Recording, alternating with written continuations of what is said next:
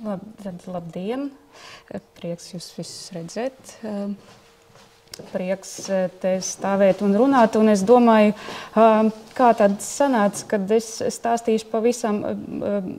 Livijas bija stāsts par dekadences balsi. Mans stāsts būs gan pavisam pretējs par sievieti, kura negribēja nekur izlausties, kura jūtās ļoti labi savas statusā.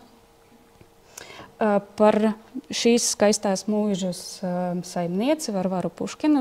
Šī ir mūsu muzeja ēka. Pilnīgi pareizi bija teikts, ka no paša sākuma šis muzejs bija dibināts un izdomāts kā dzejnieka Aleksandra Puškina muzejs. Pirms gandrīz, vairāk kā 70 gadiem. Bet, ir acīm redzami, ka mūsu Markuču mūžas un vispār šīs vietas saites ar Aleksandru Puškinu ir diezgan paviršas. Tad pēdējā laikā, pēdējos gados, varbūt mēs kaut kā gribam vairāk vērsties tiem cilvēkiem, kam piederēja šīs zemes, šī mūža pati. Un viņu dzīves stāstiem, tad viņi gan visi ir ļoti interesanti.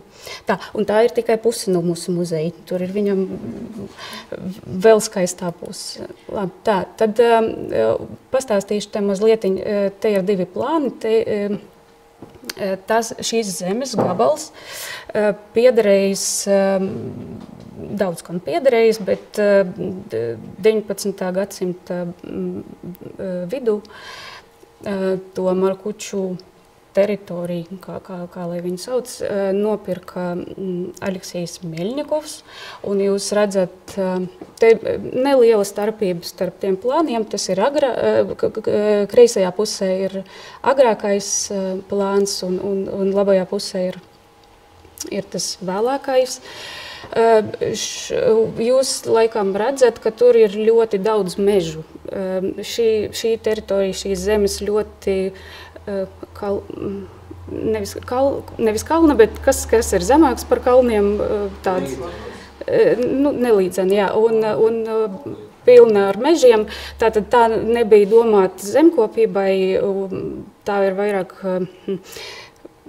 sanāca tā, ka viņi bija ļoti labi piemērota tāda kā kurorta,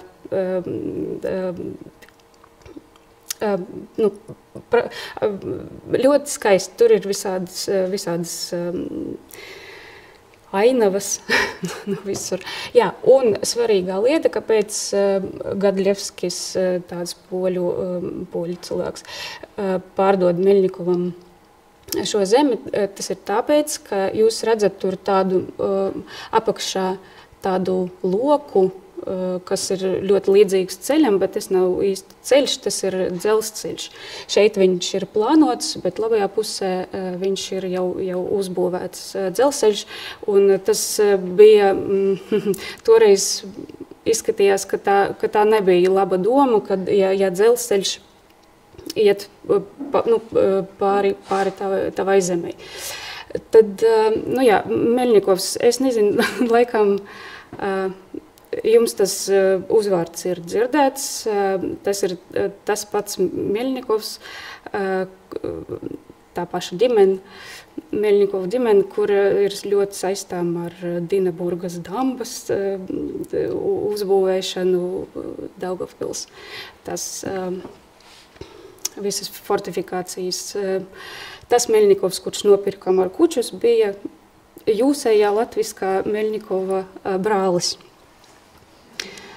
Un es, tātad stāstīšu par Varvaru Meļņikovu Maškovu Puškinu.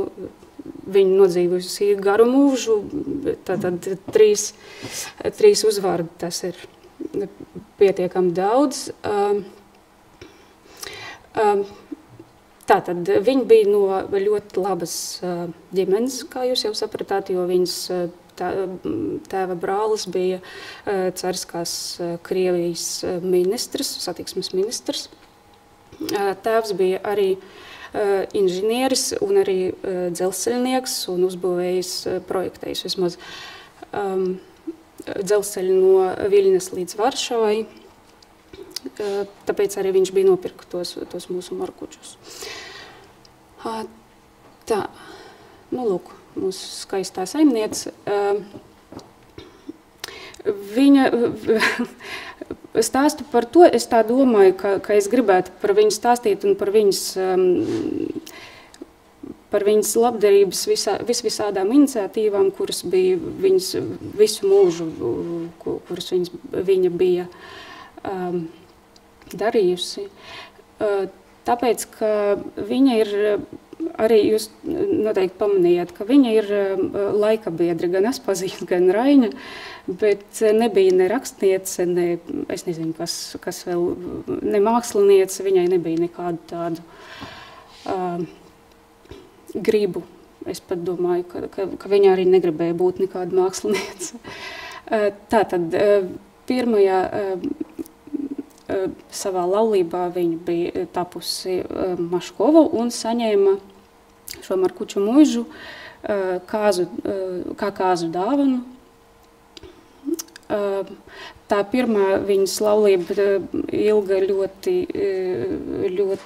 īsu laiku, kaut vai viņas, te jūs redzat, otrajā pa labi vai trešajā, tur, kur 3 sievietes, 2 sievietes un meitenīt, tā ir viņas pati Varvara Aleksejevna, viņas meita Varvara Dmitrievna, un uzminiet, kā sauc viņu mazmeitu, viņas mazmeitu, arī Varvara Dmitrievna, un pat minēt, kāds bija mūsu Varvaras Aleksejevnas mātes vārds, noteikti jūs jau zināt. Jā. Tātad, pirmā laulība bija tāda ļoti nelaimīga un beidzās ar šķiršanos, oficiālo šķiršanos. Tas bija tāda vietējā mēroga skandāls, bet es tā saprotu, ka sabiedrības sabiedrības skats uz to situāciju bija viņas labā. Tātad viņi izšķiras. Un pēc dažiem gadiem satiek Grigoriju Puškinu, te jūs to tādu ar bārdu, jā. Cilvēks. Tas ir viņas otrais vīrs, 20 gadus par viņu vecāks, ar kuru viņa nodzīvoja līdz viņa mūža galam. Jā, un vēl vajag noteikti pateikt, ka mēs esam muzejs ar savu kapsētu un ar savu baznīcu. Jā, tā gadās. Tad, nu lūk, tieši tāpēc uzreiz var teikt, jā, kad tas Puškina muzeja doma bija atradusies tāpēc, ka šīs pāris Puškina dēls dzīvoja Markučos. Tā. Nu, lūk, svarīgākā viņas, mūsu Varvaras Aleksejevnas Puškinas, svarīgākais darbs noteikti, tā viņa var teikt, bija visāda mecenātiste. Izkrita vārds, kā saucās mans labdarība, jāpaldies, labdarības, visādas labdarības iniciatīvas. Šo attēlu te izvēlējos, lai jūs redzat, visa māja ir redzama. Šī ir viena no ēkām Markučos, Markuču teritorijā. Viņa bija uzcelta agrāk, bet 1893. gadā Varvaru Puškinu pieņem. Tur ir garš stāsts, kur viņa dzīvoja ar savu vīru pirms Lietuvas, kaut arī šie Markuči bija viņas jaunības, nevis ne jaunības, bet gan bērnības dzīves vieta. Un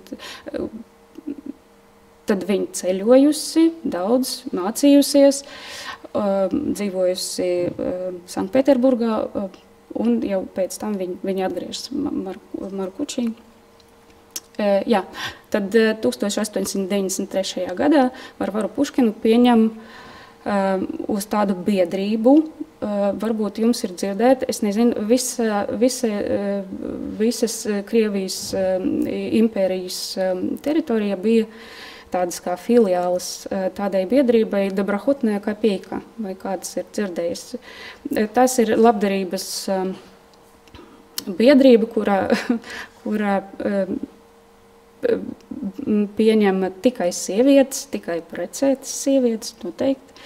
Un pati svarīgākā patronāža tai biedrībai bija no ķeizara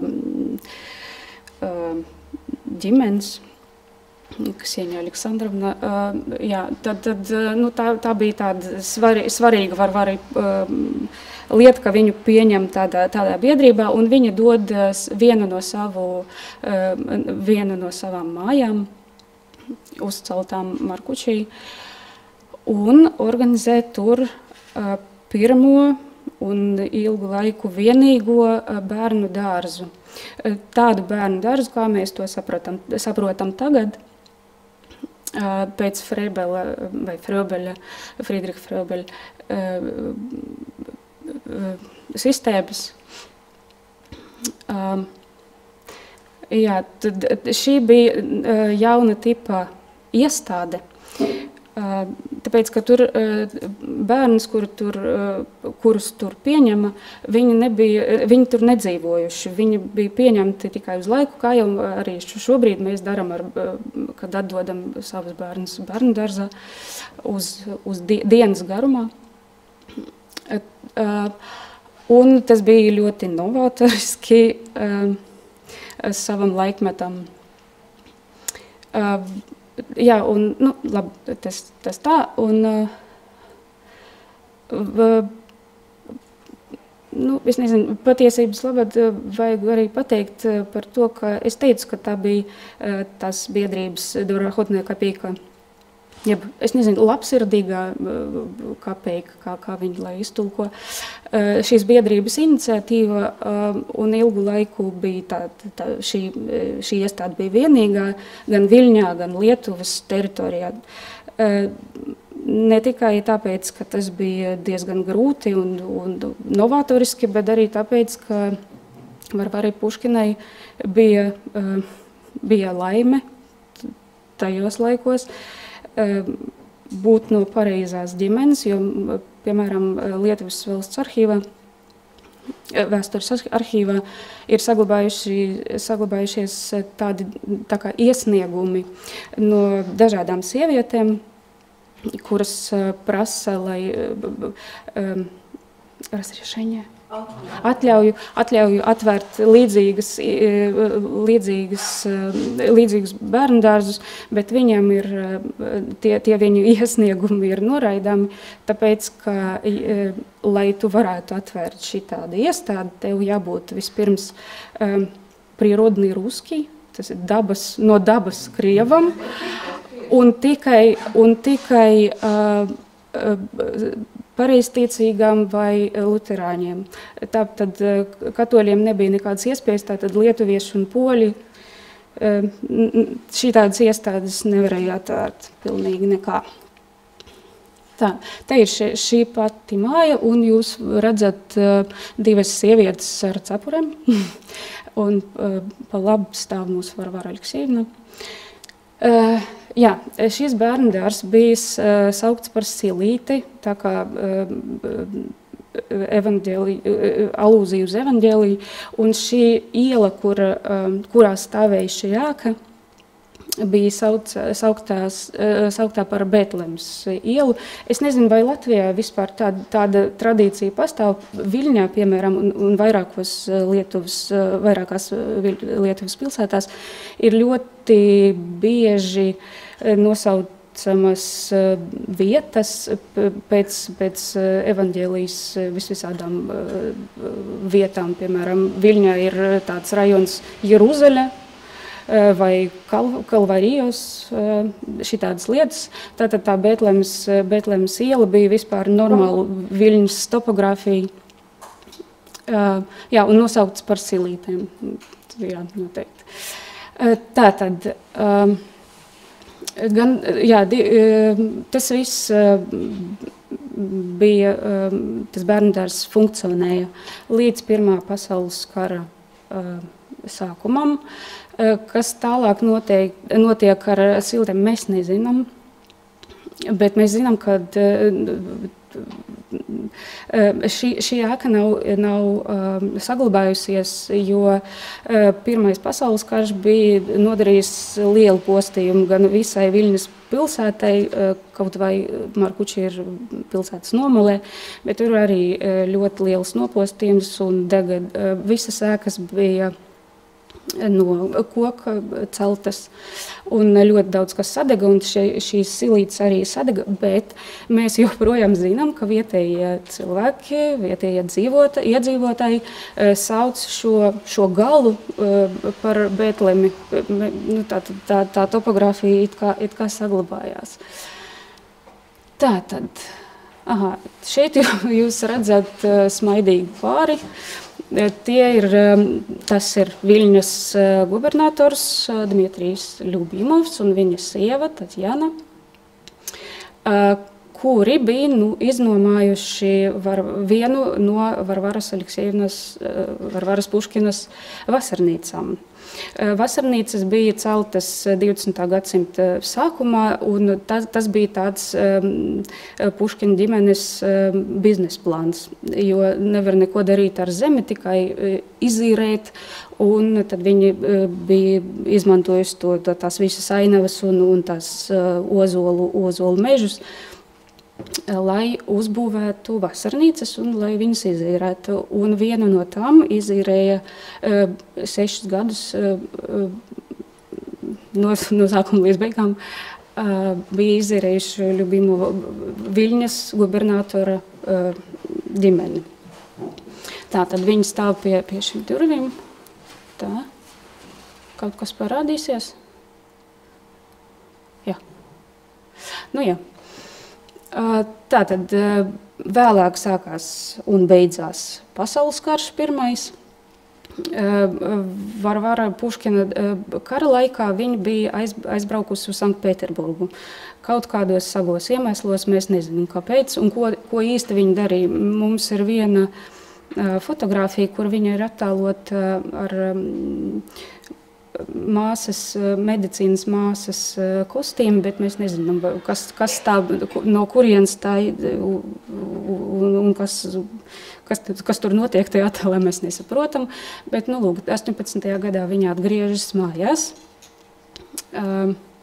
atrod lielu nopostījumu, nekāda vairs Viļņas gubernatora, kā jūs saprotat, jau neviens neatceras, ka tāda bija.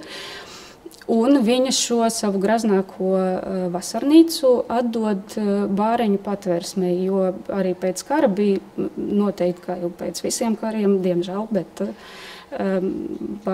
ļoti daudz bāreņu, tad viņi to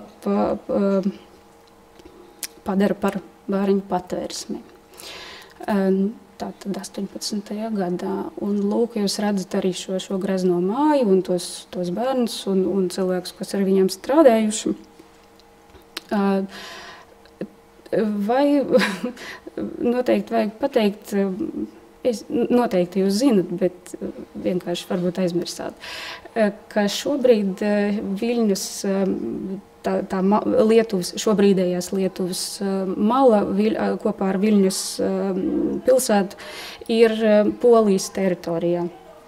Un tur ir lielas problēmas ka lietuvieši jau pasludinājuši savu neatkarību 18. gadā, februārī, bet poļi neatdod Viļņu.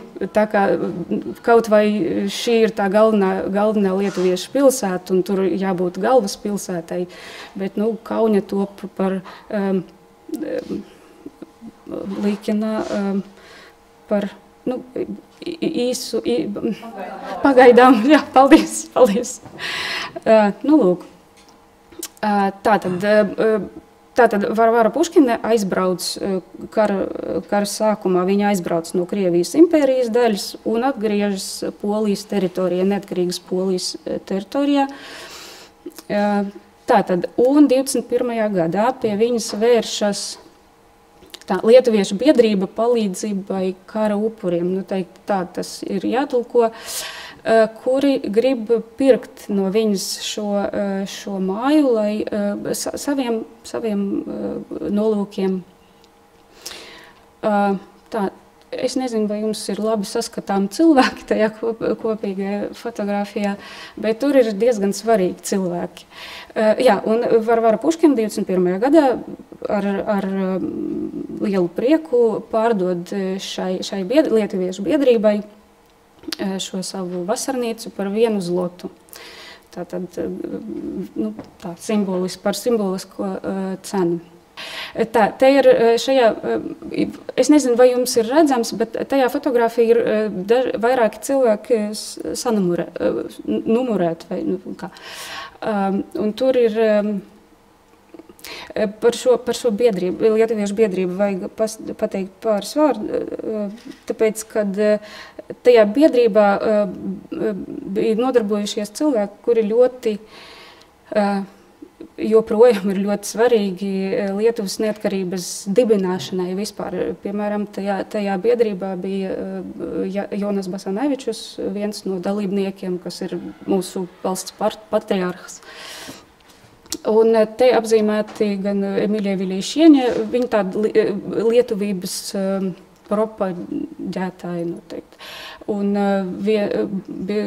brāļi Biražieškos, viens no tiem būs pēc tam Neatkarīgās Lietuvas zinātņu akadēmijas prezidents. Un, piemēram,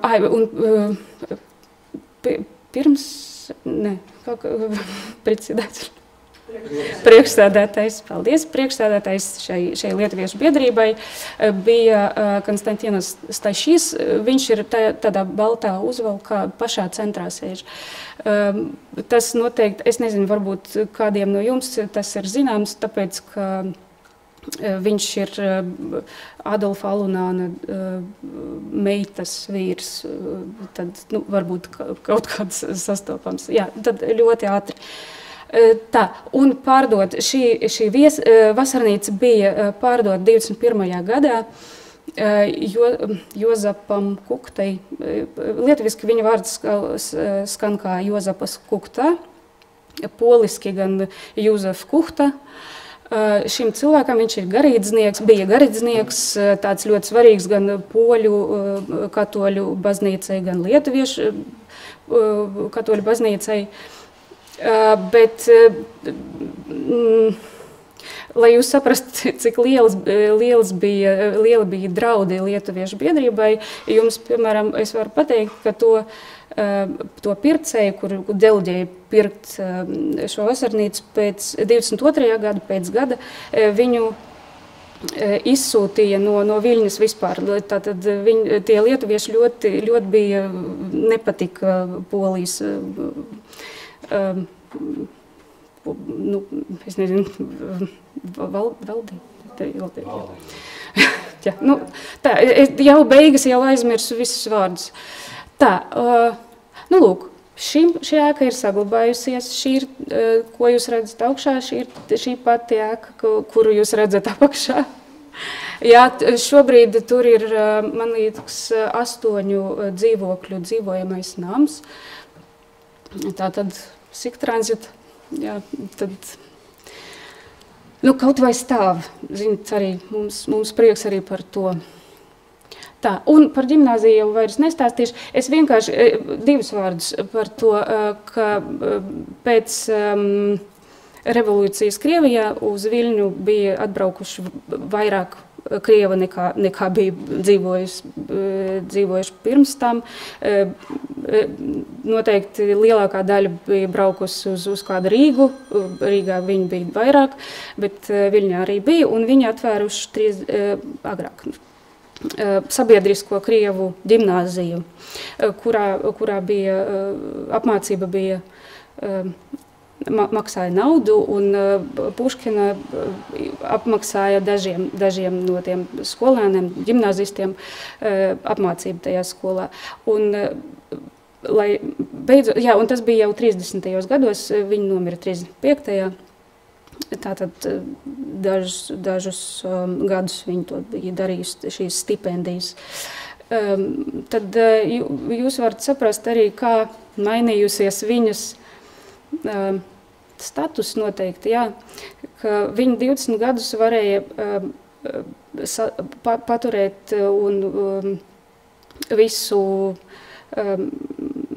bērnu dārzu, jā, un dot tam finansējumu un tā. Vēlāk viņi to nevar. Viņu padara bāriņu patversmi, paldies. Patvērsmi nevar paturēt arī to, viņi pēc 3 gadiem viņi to pārdod, tā ir gan nepareizs vārds, jā, bet atdot citiem, un pēdējos savu mūžu gados viņi var šķirt tikai dažas stipendijas. Tātad, jā, tas tā, jā, laikam visu, jā, paldies!